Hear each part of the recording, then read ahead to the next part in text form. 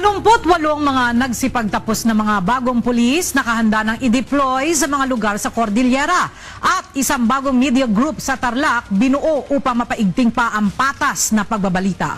Ito ang balita ni Mirasol Abogadil.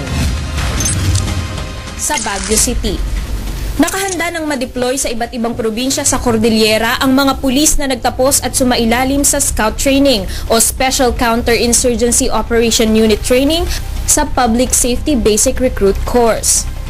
Sa 88 nagsipagtapos, kalahati nito ay maaari ng madistino sa probinsya ng Abra na itinuturing na isa sa pinakatinututukang probinsya sa Cordillera.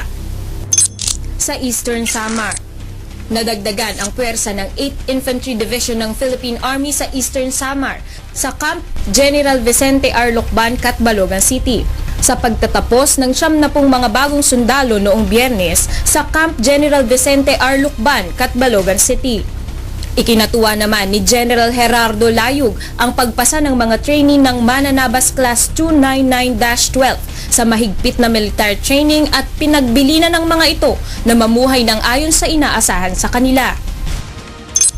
Sa Pampanga, nagpakitang gilas ang mga target shooter ng Philippine Practical Shooting Association mula sa iba't ibang probinsya sa Region 3.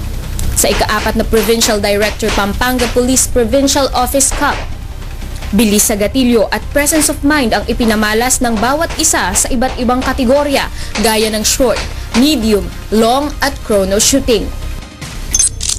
Sa Cagayan de Oro City, ipinahayag ni DILG Secretary Mar Rojas ang kagustuhan ng kagawaran na ma-upgrade ang mga kagamitan ng pamahalaan upang hindi maputol ang komunikasyon ng mga concerned agency sa panahon ng kalamidad. Isa sa mga pinapanukala is to find a way to communicate by email sa smartphone. Hindi smart versus clone. Smartphone ibig sabihin that cell phones that can take emails, no, or instant messaging, so that kahit pa ma-down yung towers, there's another way of communicating via email. Kinundi na naman ang kalihim ang pagnanakaw sa mga gamit gaya ng mga early warning device, rain gauge at Doppler radar.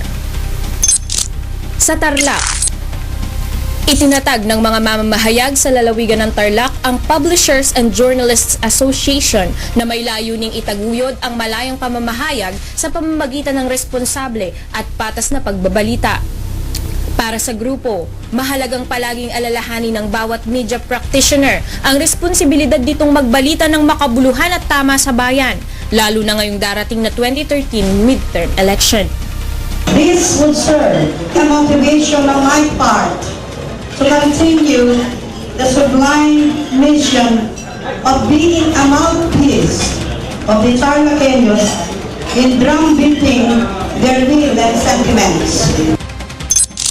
At sa Bacolod, nasa 10,000 Bacolod noon ang nakaisa sa taunang alay lakad na naglalayong makalikom ng pera para sa mga out-of-school youth ng Bacolod City.